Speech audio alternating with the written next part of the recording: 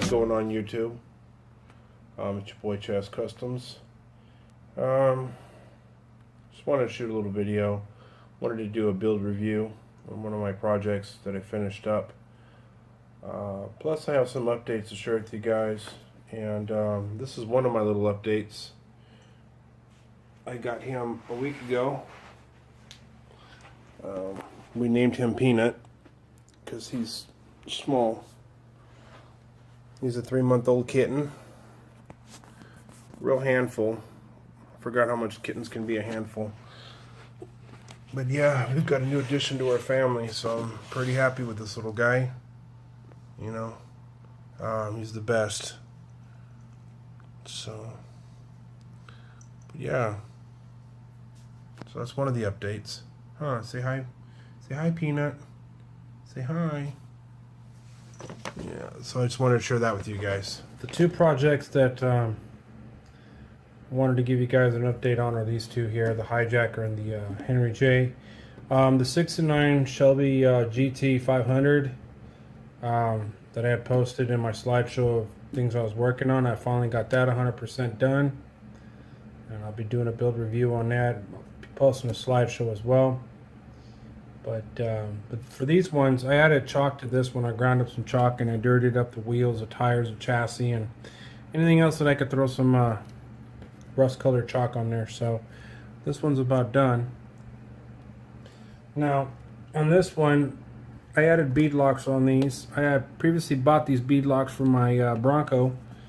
Unfortunately, these did not fit the aftermarket wheels, but they do fit the 120 scale wheels, which is totally beyond me. But they look pretty good in the crappy scratch built ones that I made. So the mirrors keep breaking off, and I'm not in the mood to go fixing it and stuff. So I'm done with that one. I did reposition my lights on the bottom here. I added some pins in there so it holds them in.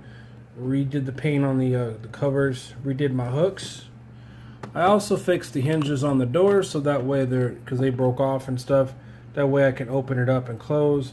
I do have a model box in here. It's a Parnag J2000 model kit, and oh damn. Well, I just noticed this front wheel is broken and went rock climbing a little bit too much. Wow, just broke on camera. Anyways, so while we're going at it with this, I'm not gonna pick it up anymore. I scratch built the tire carrier so that way the tire's not like stationed on this thing here, but I'm using this to open the doors. So there you go. So it opens wide open so you can see everything. So yeah, I fashioned this out of tubing and some, you know, square strips or styrene strips. I used the one from the Bronco as a template.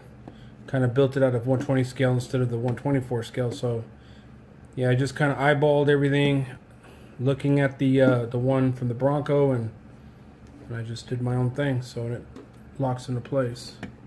So the doors do open, and I have a case of Corona sitting over here in the bench seat. I don't know if you guys can see that, but it's right here. Today's build review is going to be on this Revell 29 Ford Roadster that I've turned into a Pro Street. I've given it the name Road Rage because it's very fitting.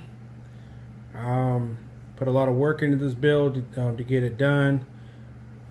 Chassis is spray painted in flat black. The front gas tank and the interior is painted in a satin apple red by Rust-Oleum with matte clear. The body itself is 100% bare metal foil. Yes, you heard me right. Bare metal foil. It's not perfect. Far from that. There's a lot of kinks, wrinkles, and other weird stuff, but it's a learning thing. I've never seen it done before on any model, okay? But when I was thinking about it in my head, it was easy. Like, I got this, you know what I mean? I was thinking about it, but when it came doing the do, oh, forget it. I used up a full thing of bare metal foil and then a half of a new one, just to make sure I got it covered the correct way. So it was a lot of putting it on there, peeling it off, redoing it again over and over until I finally got the result that I wanted. And I also had an extra Roadster kit, so I added the skull decals on each side of the door so it doesn't look kind of odd, you know what I mean? There you go. So again, it's all bare metal foil. The trunk lid, however, is painted in Rust-Oleum metallic aluminum with automotive clear, not polished, because I wanted to float everything. In these holes are aluminum tubing. They're aluminum tubing inserts. I had to use liquid mask to cover those and not get paint on it. So trunk lid does open. All the decals you see here on the back end of it, along with the tires, the rims, the engine, the twin blowers, and the B&M shifter and the fire bottle, they're all from the Matt and Debbie Hayes Pro Street Thunderbird kit by Revell. The headers, the fuel tank, the seats, the decal on the cowl here, the 2 cherry bombs on each side, and the decal on here is all from the Revell Stacy Gears Rat Roaster kit. So I was very surprised that the headers actually do fit onto this small block Ford, which is really cool. And as you can see, most of the chrome, like the steering wheel, the rims, the valve covers and such, they're all painted into me a clear red just to make everything pop. It looks really, really cool. So here's the front end, deleted headlights. Here's the driver's side again. And here is the back side. I did not paint the tail lights. I wanted to keep the flow going. So there you go. I'm going to take y'all into the interior of the vehicle real quick. As you can see, the seats fit really nicely in here. Everything else is from the kit, including the banjo steering wheel. And as you can see, I've got a nice little gauge pod here painted. The dials are painted into me a clear red. This came from the Pontiac J2000 kit since I had an extra one. It's also found in the Chevy Beretta Pro Street kit as well. I have a Morgan Automotive Detailing aftermarket MSD box in there that I got from Art Lasky from his site. So it's got all the wiring and everything like that going to the back of the battery box, which sits between the seats back here. Not sure if you guys could see that. There's the B&M shifter. I also used a decal from this kit onto the shifter, which fit perfectly, and there's the fire bottle. Did not want to build a big roll bar, so I kind of kept it like this to keep the low profile here, since it doesn't have a windshield. There you can see the little decal on the cowl there. But all this bare metal foil is polished out and waxed, so that's why it shines really good, and you can see the reflection of my finger. So it came out pretty good. Now going into the trunk part, I've got a scratch built platform for it. Normally these radiators are supposed to be sitting in the front, and Revell had included one little coolant hose from one end to the other end, which is not correct, by the way. It is not correct. The correct is the 2 coolant lines, as you see here on the top, are going into this coolant bottle here, as you can see, and those are braided lines as well. But these braided lines run underneath the vehicle. I have a little plate right there to kind of I don't know, just for, I guess, just to fill up an empty space, I guess, you know. But they go underneath the seat into the tops of the radiator. And this one's my main radiator hose that goes into the engine all the way up into here.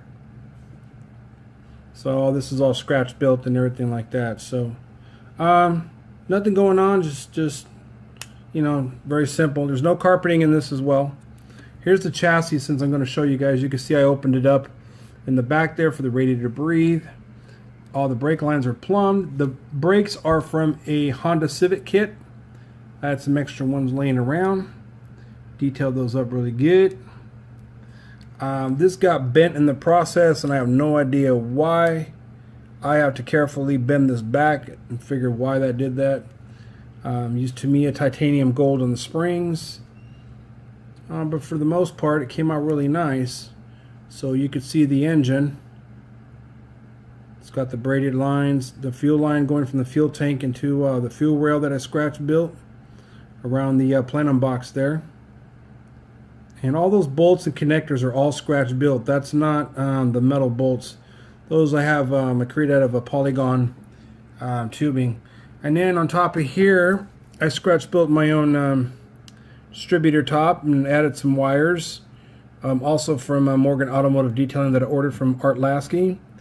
And I have a scratch-built electronic ignition box down there on the frame, just like on the real Pro Street. So there is the front shocks, which has got titanium gold on them, and you can see the fuel tank that's painted in satin candy apple red with the moon decals on each side of it.